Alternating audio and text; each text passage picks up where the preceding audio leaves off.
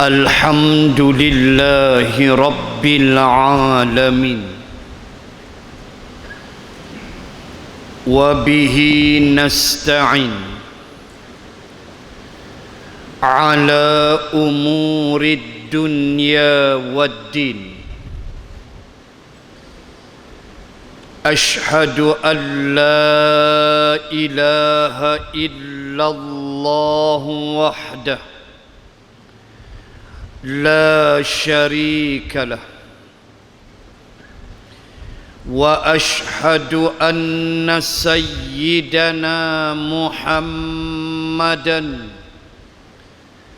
عبده ورسوله. اللهم صل وسلم على رسول الله وعلى آله وصحبه أجمعين. سبحانك لا علم لنا إلا ما علمتنا إنك أنت العليم الحكيم. بسم الله ما شاء الله، لا حول ولا قوة إلا بالله العلي العظيم. أما بعد، muslimin dan muslimat rahimakumullah. Sebelum kita berpindah kepada surah yang baru, surah Abasa, maka insya-Allah saya cuba habiskan dalam masa yang ringkas ayat yang terakhir daripada suratun Nazi'at. Allah Subhanahu wa ta'ala berfirman, A'udzu billahi minasy syaithanir rajim. كأنهم يوم يرونها لم يلبثوا إلا عشية أو ضحاها. صدق الله العظيم. Sangatlah dahsyatnya huru-hara pada hari itu, sehingga orang-orang yang berdosa merasakan pada masa melihatnya, yakni melihat kiamat itu terjadi, seolah-olah mereka tidak tinggal di dunia ini, melainkan sekadar satu petang atau satu paginya sahaja. Ayat 46 yang akhir ini beritahu kita dengan suatu mesej yang mudah, iaitulah dahsyatnya huru-hara kiamat. Sampaikan orang-orang yang bersalah dan berdosa merasakan dia hidup di dunia tu asyiyatan au duhaha. Dia rasa dia hidup tu sekejap aja, satu petang, au duhaha, atau sepagi sahaja. Walhal dia hidup 60 tahun, 70 tahun, lama hidup. Tapi penangan suasana kiamat, dia lupa dia dah hidup begitu lama, sehingga dirasakan begitu cepat dia hidup, ringkas saja. Iaitulah pada qadar sepetang atau sepagi. Walhal bukan itu realitinya. Bahkan dia telah hidup dengan waktu usia yang panjang. Allah nak sebut demikianlah gambaran kiamat. Bagi orang yang berdosa, bagi orang beriman, tentulah dia tenang. Tentulah dia berada dalam rahmat dan kasih sayang Allah. Dan tidak timbul persoalan seperti ini. Baik, habis Suratul Nazi'at. Maka kita beralih pada surah yang baru. Sekali lagi surah Makkiyah,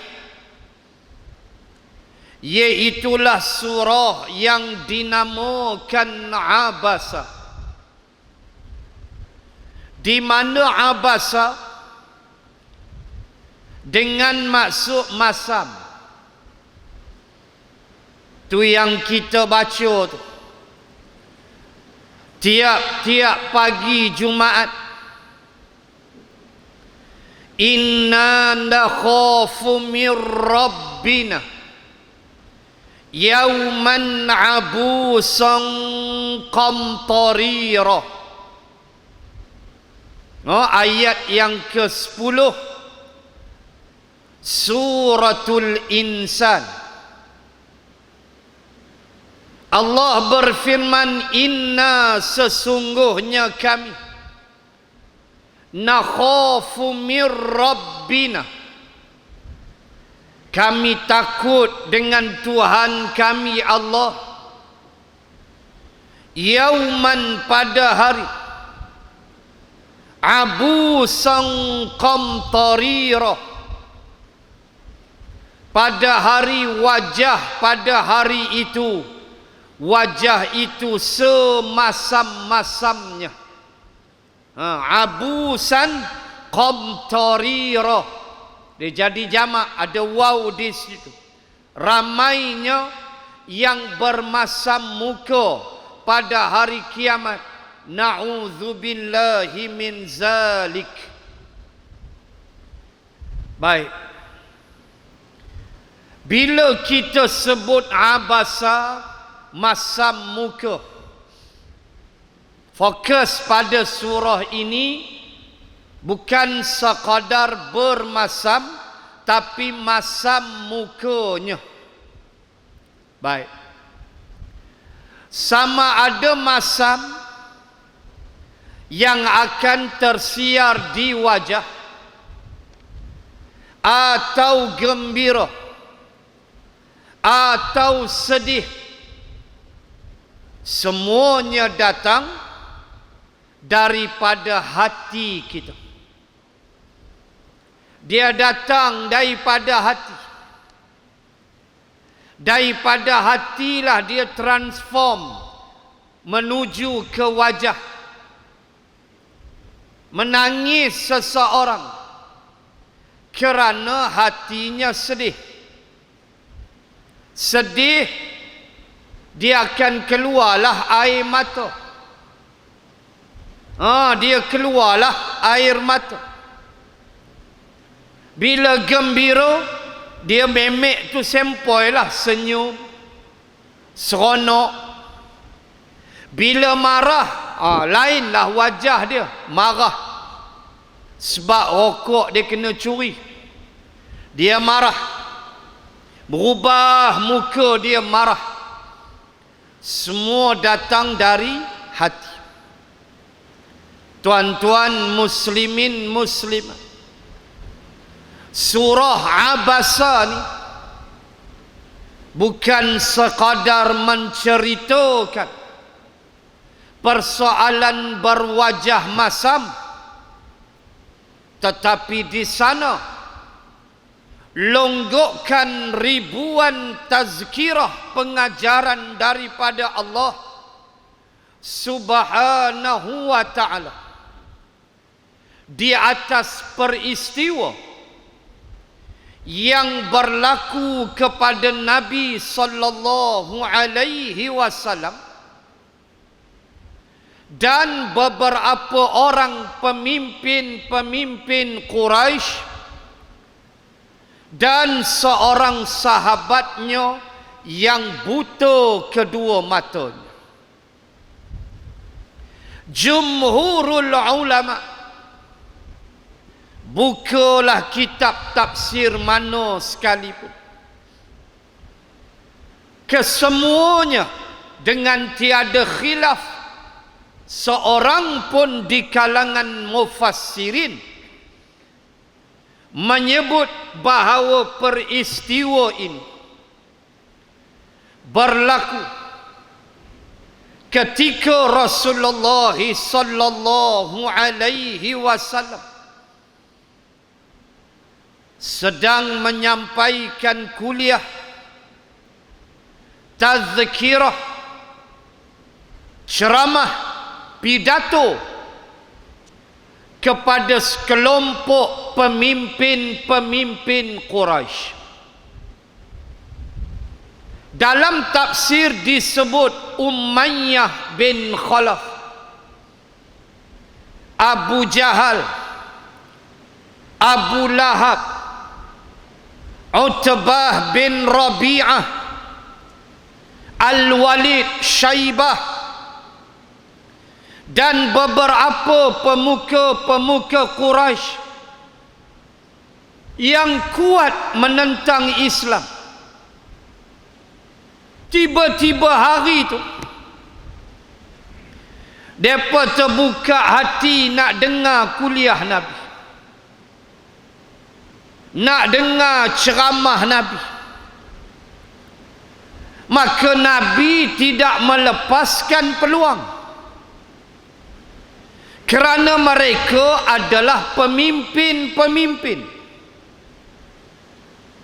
Nabi memandang seperti mana yang berlaku kepada Abu Zar Al-Ghifari radhiyallahu anhu, ketika Nabi tersenyum memandang langit apabila Abu Zar memperkenalkan dirinya bahawa dia daripada puak Ghifar. Ghifar ni kepala gangster. Mereka kontrol padang pasir. Siapa nak berniaga, nak pergi Syam, mesti lalu kampung Abu Zar. Kena tol, kena cukai. Tak bagi mereka lepuk seorang sikit. Gangster Abu Zar tu, dia kepala. Bila dia datang jumpa Nabi, dia nak masuk Islam. Bila Nabi tanya datang pada mana, ni nama siapa, dia sebutlah dia daripada puak Ghifar. Nabi pandang langit senyum. Kenapa? Nabi tahu dah, sebab dia pemimpin, dia akan kucik habis. Bubar cawangan lama. Senang faham. Bubar. Hak cawangan lama bubar, ramai-ramai buat program isi borang serah borang.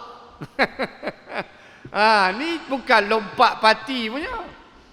Ni bubar elok punya. Bukan lompat-lompat tak ketahuan. Tuan-tuan muslimin muslimat, Nabi nampak dah. Dan itulah yang berlaku. Habis semua cawangan ke, ranting ke, dahan ke, pokok ke, bubar habis ikut Abu Zar. Selesai. Maka Nabi memandang hak depan dia Abu Jahal, Perdana Menteri Makkah. Hak depan dia Umayyah, pemimpin exco kanan. Hak depan dia Utbah bin Rabi'ah, pengurusi JKKK. Main-main tuan-tuan. Semua orang-orang hebat. Maka Nabi tak lepas peluang. Ni bukan mudah. Selama hari ni apa mereka tak kata ke Nabi? Orang gila lah, ahli sihir lah, macam-macam. Tiba-tiba terbuka hati nak dengar ceramah ni, Nabi tak lepas dah peluang. Sebab bila mereka faham Islam, dia kutip habis cawangan Makkah, habis, selesai. Maka Nabi tak tunggu dah. Ini ruang dan peluang yang mesti direbut oleh seorang da'i. Rasulullah itu da'iyan ilallah, penyeru ke arah jalan Allah. Oh, seronoklah Nabi boleh ceramah kenalkan Allah. Moga-moga tinggal berhala tu. Abu Jahal, Abu Lahab, bayang Abu Lahab pun dengar. Al-Qurtubi dan Mufassirin meletak sama nama Abu Lahab. Yang sebelum tu di Bukit Safa, kan dia yang maki Nabi waktu Nabi ceramah mula-mula sekali, ceramah umum di Bukit Safa. Kan dia yang hamun Nabi. Tabbalak sairal yaum ya Muhammad, alihadza jama'tana. Tu ucapan Abu Lahab waktu Nabi buka mulut ceramah tentang Islam. Abu Jahal kata, tabbalak, celaka betul engkau. Celakanya Nabi. Celaka tu banyak mana? Abu Lahab kata, sairul yaum. Wah, tu orang Arab. Sari suntuk, sairul yaum. Sari suntuk ni hang celaka. Tu perangai Pak Arab. Dia maki tu, maki berderetnya. Alihadza jama'tana, adakah kerana urusan ini engkau kumpulkan kami? Lu ingat nak bagi bantuan ke apa, subsidi ke apa ke? Subsidi pokok kurma ke, bantuan ke apa Nabi nak bagi? Tiba-tiba nak habaq kata dia Rasul, Allah tu Tuhan. Ini yang kumpul kami. Celaka sungguh hang, kata Abu Lahab, pak cik sendiri, bukan orang lain. Abdullah ayah Nabi tu adik dia. Allahu Akbar. Pimaingan tak mau ke Islam ni habis. Nah, tiba-tiba dia mau pula duduk dengar. Bukan dia seorang. Abu Lahab, Abu Jahal, Umayyah, Utbah, Al-Walid, Syaibah, An-Nadhar, pemuka-pemuka Quraisy mai duk mencangkung dengar sila depan Nabi. Tak tunggu dah. Nabi tak ada niat dah, kecuali hendakkan mereka menerima hidayah. Nabi tak fikir lain dah, hidayah. Tengah-tengah bagus punya, tiba-tiba belah kanan Nabi dengar bunyi orang bagi salam. Dia kata, Nabi kata dia buta. Nabi kata, bagi saya tazkirah, saya nak dengar tazkirah. Nabi kata, dia tak perasan Abu Lahab and the gang ada. Dia tak tahu. Sebab itu kata Mufassirin, tidak ada dosa bagi Ibnu Makhtum. Yang datang itu Abdullah ibni Makhtum, sahabat Nabi yang buta kedua mata. Nabi tengok-tengok dia mai. Abasa, masam wajah dia, wa tawalla, lalu dia berpaling daripada Ibnu Maktum. Kita kena bahas benda ni dengan penuh disiplin. Puak-puak liberal nanti kata Nabi kurang ajar. Puak-puak liberal nanti kata Nabi tak ada akhlak. Oh, parah. Sedangkan Nabi kata innama bu'ithtu liutammima makarimal akhlak. Sesungguhnya aku dibangkitkan oleh Allah liutammima ada lam taukid di situ. Liutammima ada kalimah tamam makna sempurna. Aku dibangkit Allah liutammima untuk menyempurnakan makarimal akhlak. Bukan kata akhlak, makarim.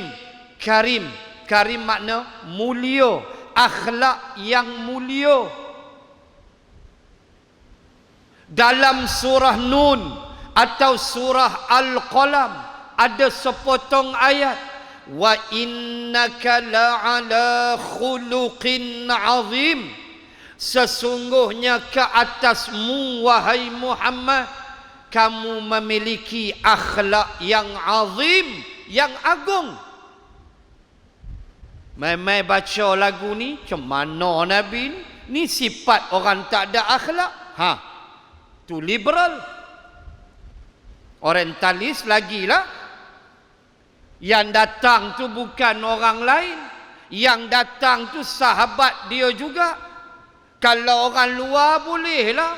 Dahlah buta pula tu. Akhlak apa macam ni? Masam muka, lepas tu paling wajah. Apa ni?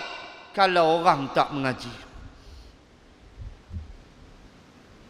Muslimin dan muslimat, kita mesti membahaskannya dengan penuh disiplin dan adab kepada Rasulullah.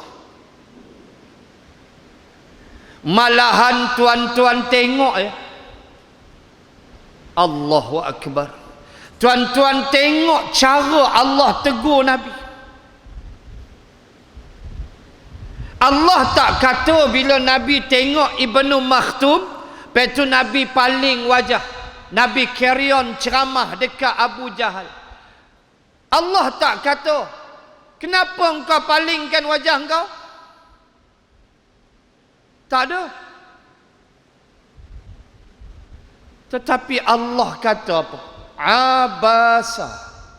Orang mengaji Arab begini. Antara benda kita belajar dalam subjek lughah, apa yang kita panggil wazan tasrif. Orang belajar Arab fahamlah saya sebut. Saya belajar, saya tahulah. Wazan tasrif. Terutama dalam menyentuh persoalan fi'lun madhi. Tengok. Abasa. Saya ambil contoh lain. Zahaba. Dia lelaki telah pergi. Zahaba fi'lun madhi. Izhab fi'il amar, pergilah. Zahaba dia, huwa. Zahaba mesti huwa. Zahabat hiya, perempuan. Zahaba huwa, dia lelaki telah pergi. Dia tu siapa? Tak tahu. Dia jadi dhamir. Tak tahu siapa. Jalasa, dia telah duduk. Akala, dia telah makan. Qara'a, dia telah membaca. Rokaka, dia telah isap okok. Contohlah. Nak sebut ayat apa? Abasa. Allah tak kata, hei Muhammad, kenapa paling muka ni? Tapi tengok Allah tegur. Seolah-olah bukan Nabi yang buat. Abasa, dia telah masam muka. Dia? Siapa dia tu?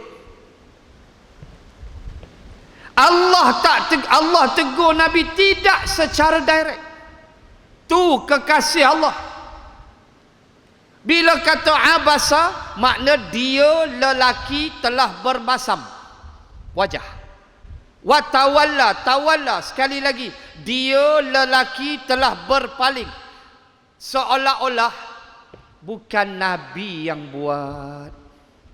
Tuan-tuan nampak tak halusnya bahasa Arab, halusnya cara Allah tegur Nabi? Tidak secara direct, tetapi menggunakan dhamir, menggunakan huwa, seolah-olah bukan Nabi yang buat, orang lain. Tetapi bila turun ke Nabi, Nabi terasa. Tu dia. Abasa wa tawalla an ja'ahul a'ma. Mad wajib muttasil 6 harakat. An ja'a 5 atau 6. Mad wajib muttasil. Sebab dia duduk dalam satu kalimah, ja'a. Kalau ja saja tak ada makna. Bu hamzah, ja'a, dia telah datang. So dia jadi mad wajib muttasil. Bukan mad jaiz, tapi mad wajib. Baik. Dia bermasam tu seolah-olah bukan Nabi. Ya Allah, ya Tuhan, halusnya cara Allah Ta'ala menegur Rasulullah sallallahu alaihi wasallam. Dan itulah kadang-kadang yang menjadi adab yang kita kena pakai dalam menegur. Ada kala kadang-kadang kita kena guna kinayah. Kinayah makna sindiran. Kita guna kinayah.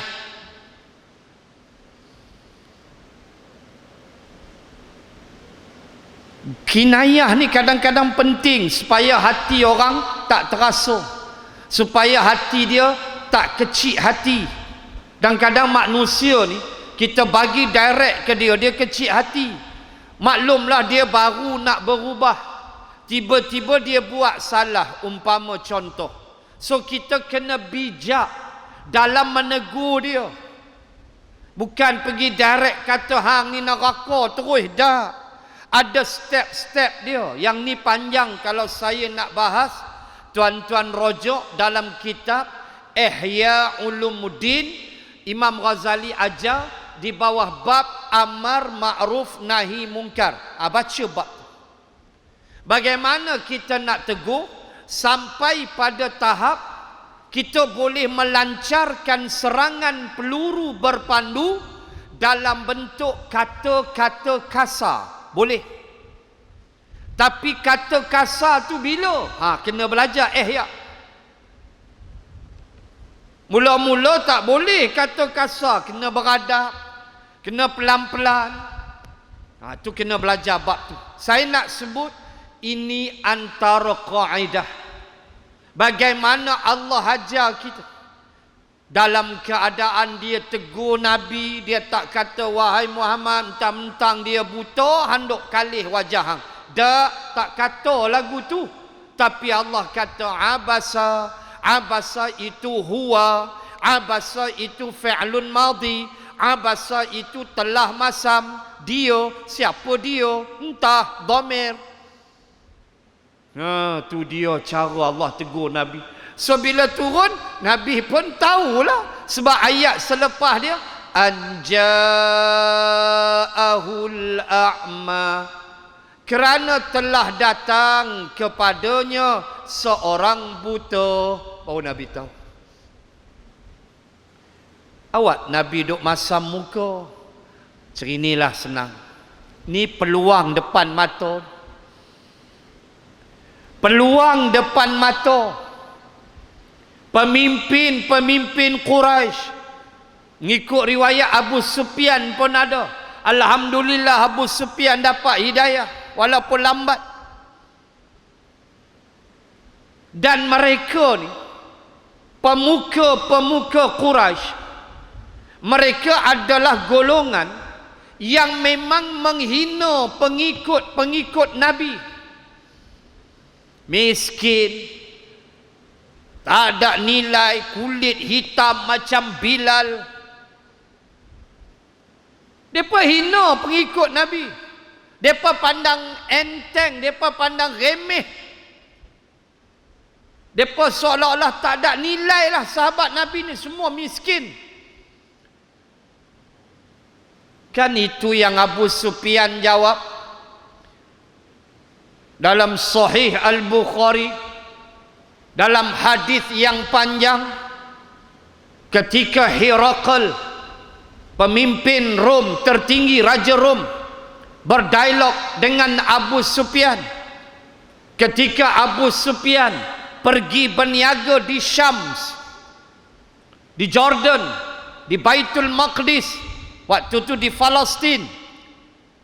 Lalu Herakl, atau selalu kita kata Hercules, Arab kata Herakl, Raja Rom, dia dengar kata ada orang Arab mai pada Makkah meniaga di Baitul Maqdis, di Palestin. Dan dia tahu, dia duk dengar cerita ada Nabi akhir zaman katanya. Lalu dia utus polis dia pergi cek, pergi cari, panggil seorang dua, aku nak interview. Ni dalam Sahih Al-Bukhari. Lalu petugas dia pergi cari-cari, jumpa Abu Sufyan. Kata, tuan, Raja Rom nak jumpa tuan di istana. Tepatlah orang dia Abu Sufyan. Itu yang berlaku dialog, sampai-sampai berlaku dialog antara yang ditanya oleh Herakl. Dia tanya keturunan Nabi. Abu Sufyan jawab, keturunan Nabi mulia. Keturunan dia tuan orang mulia, Bani Hashim. Tok Wan dia pemimpin Makkah, Abdul Muttalib. Ketua kampung Makkah, JKKK yang besar, penghulu kota Makkah. Keturunan dia memang kami hormat, Bani Hashim. Hercules tanya lagi, mak ayah dia ada lagi? Mak ayah dia mati dah tuan. Mak dia mati, ayah dia meninggal, dia tak sempat tengok. Mak dia meninggal umur dia 6 tahun. Hercules tanya lagi, dia bawa ajaran apa? Dia ajak kami menyembah Tuhan yang satu. Abu Sufyan kata, itulah dia hari lidah aku tak tahu nak menipu. Oh, sebelum tu kaki menipu. Kata Abu Sufyan, itulah hari, momen aku tak reti nak bohong. Aku cakap straight, betul semua. Ajaran dia ajak kami Tuhan satu. Dia ajak kami hubungkan silaturahim. Tuan, kan Nabi aja, antara jalan kita boleh panjang umur, panjang usia, ialah hubungkan silaturahim. Pergi ziarah pakcik-pakcik kita, ziarah adik-beradik kita, walau jauh mana pun, ambil masa. Sebab menghubungkan silaturahim, usia boleh panjang. Itu jaminan Rasulullah. Kita nak panjang umur, nak buat apa? Nak ibadah. Kita nak ibadah. Kita nak taat pada Allah biar banyak pahala lagi. Begitu. Dia ajar kami hubungkan silaturahim. Dia ajar kami jangan minum arak, berjudi. Dia ajar kami buat baik pada jiran. Jangan bergaduh, damaikan orang bergaduh. Abu Sufyan tanya lagi, pengikut dia orang kuat ke, orang lemah ke, orang kaya ke, orang miskin? Abu Sufyan jawab, pengikut dia majoriti semua orang miskin. Tu pengakuan Abu Sufyan. Nabi Hercules kata, kalaulah aku ada sayap. Azan.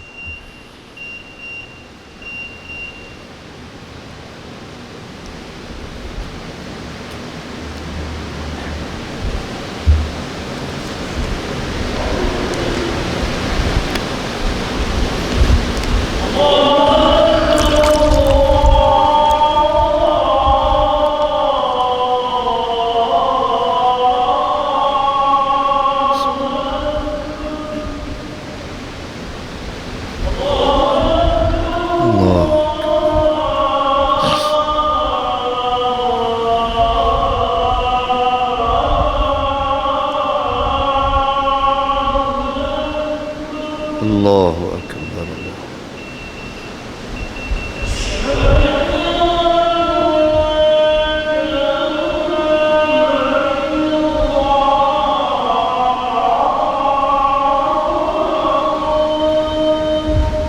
Asyhadu an la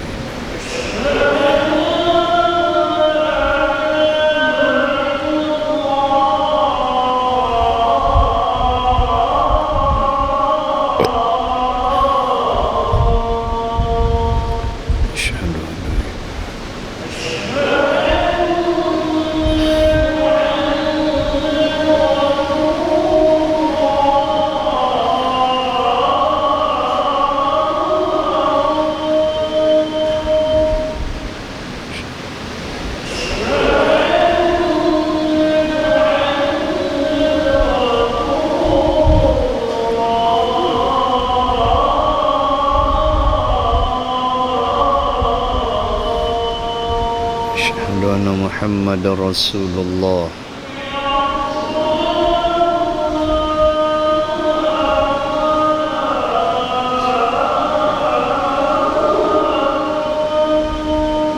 La haula wa la quwwata.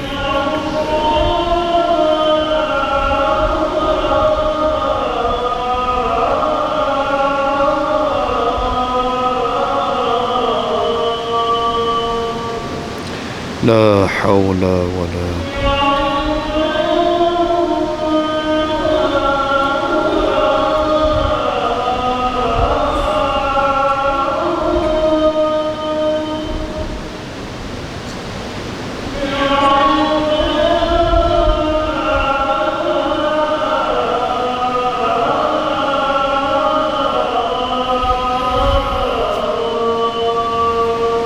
la haula wa la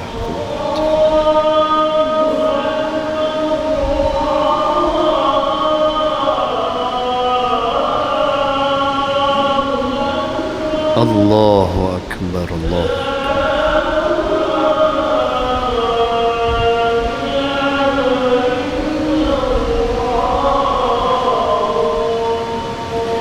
La ilaha illallah. Allahumma Muhammadan al-wasilata wal fadilah. Waktu kecederaan 10 minit. Muslimin dan muslimat, Abu Sufyan bila sebut begitu, Hercules bangun daripada tempat duduk dia. Boleh cek dalam Sahih Bukhari, hadis ni panjang. Lalu Hercules kata, kalaulah aku empunya sayap, aku terbang sekarang mendapatkan lelaki itu. Ku ambil bekas, ku isi air, dan akan ku cuci dengan tanganku kedua telapak kakinya, kerana hormatnya aku kepada. Itu dia Hercules, malang sekali dia tak menerima Islam. Nak cerita, itulah pengikut peringkat Makkiyah, miskin, orang susah. Sebab itu datang ayat, entah tengok dalam Al-Kahfi, kalau tak silap saya 27. wasbir nafsaka ma'al ladzina yad'una rabbahum bil ghadati wal 'ashiyyi yuriduna wajha wa la ta'du 'ainaka 'anhum turidu zinatul hayatid dunya. Al-ayah 27 kalau tak silap saya, Al-Kahf. Saya nak ambil pangkal ayat aja. Kata Allah, wasbir, fi'il amar, bersabarlah wahai Muhammad. Wasbir nafsaka. Nafsaka, ka tu siapa? Rasulullah. Ka tu Nabi, engkau. Wasbir nafsaka, bersabarlah engkau wahai Muhammad. Apa yang Allah minta bersabar? Ma'alladzina yad'una rabbahum bil ghadati wal 'ashi yuriduna wajhah.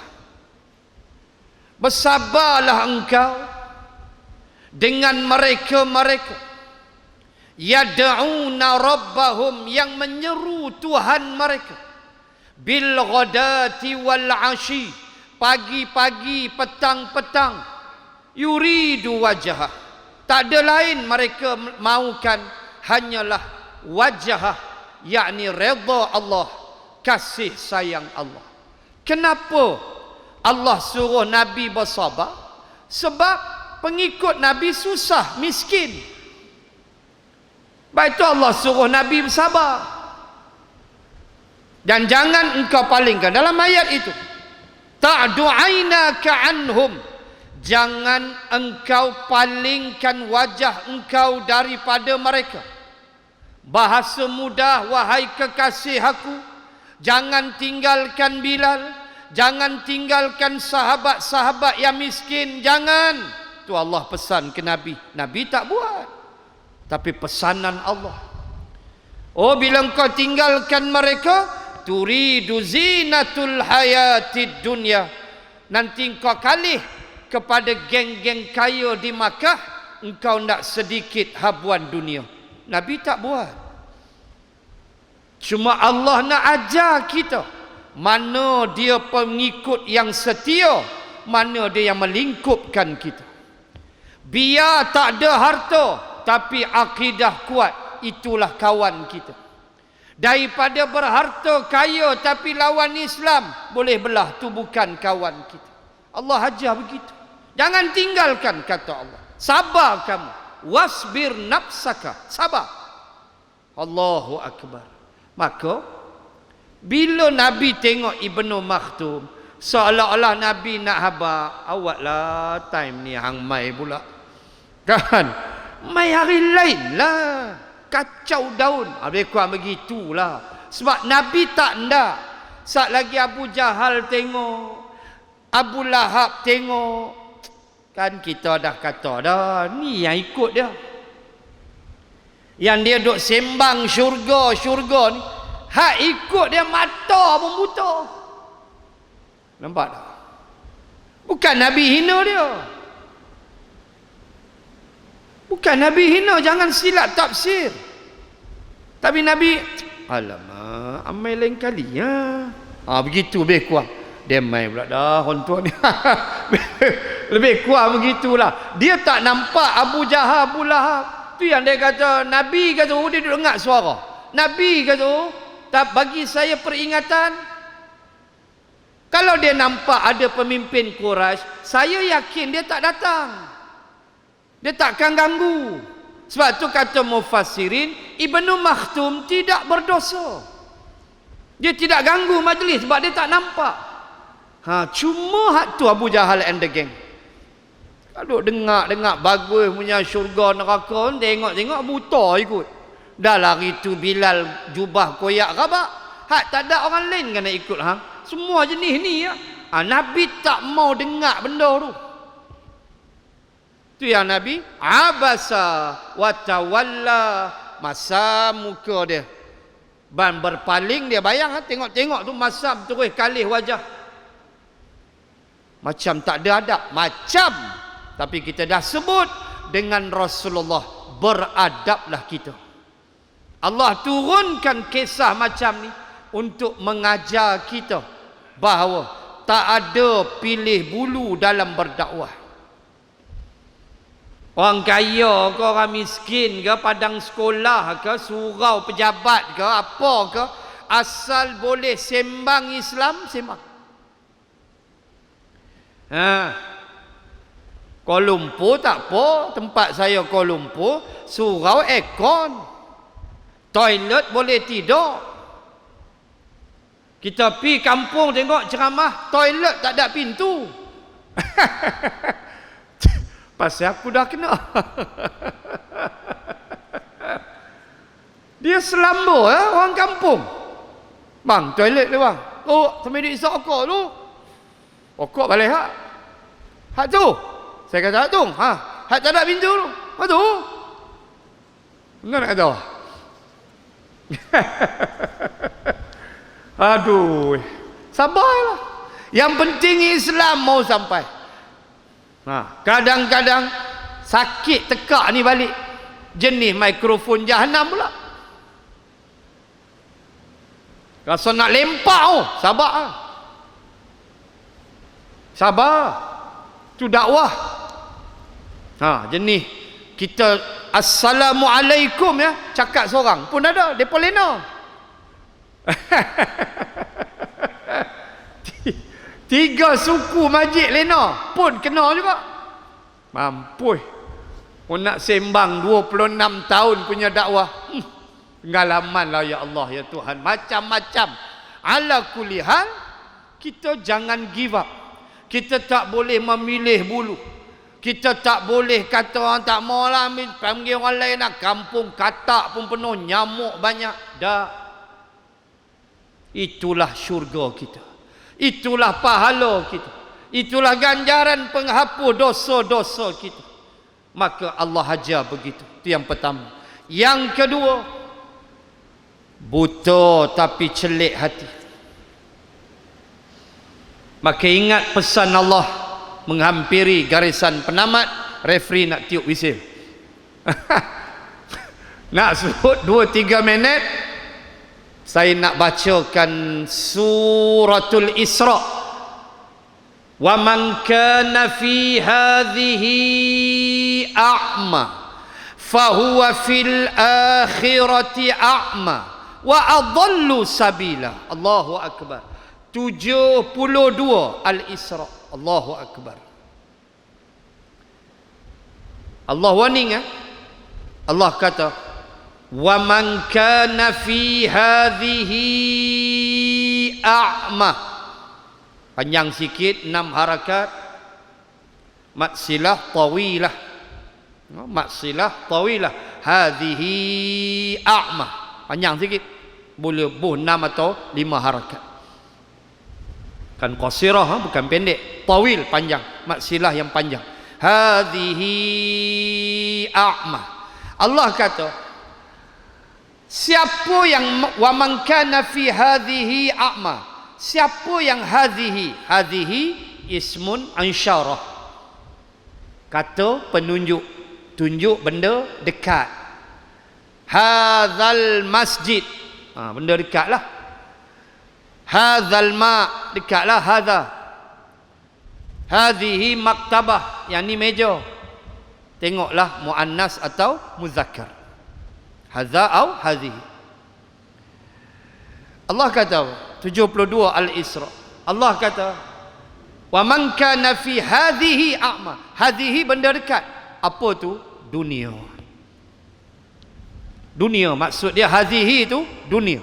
Siapa yang di dunia a'ma, buta, tak nampak Islam, tak nampak hidayah, buta. Jenis tak mau Islam punya, buta. Fahuwa fil akhirati a'ma. Negeri akhirat lagi teruk dia buta. Wa adallu sabila, lagi sesat, tak ketahuan jalan dia di akhirat besok. Allah, ya Allah, na'udzubillah. Bab tu tak mau buta di dunia. Celik mata hati kita. Nampak masjid, nampak kuliah, nampak kebaikan, nampak aja. Itulah pentingnya mata hati. InsyaAllah bulan depan sambung.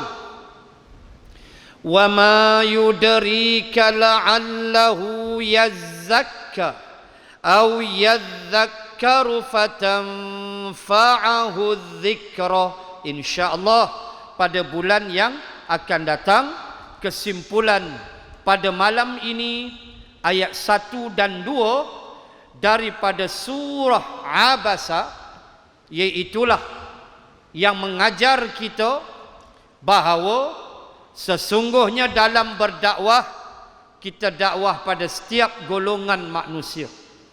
Yang pertama. Yang kedua, halusnya teguran Allah kepada Rasulullah dengan teguran menggunakan huwa ataupun dhamir, ganti nama, Abasa, iaitulah dia lelaki telah masam wajahnya, seolah-olah bukan Nabi yang buat.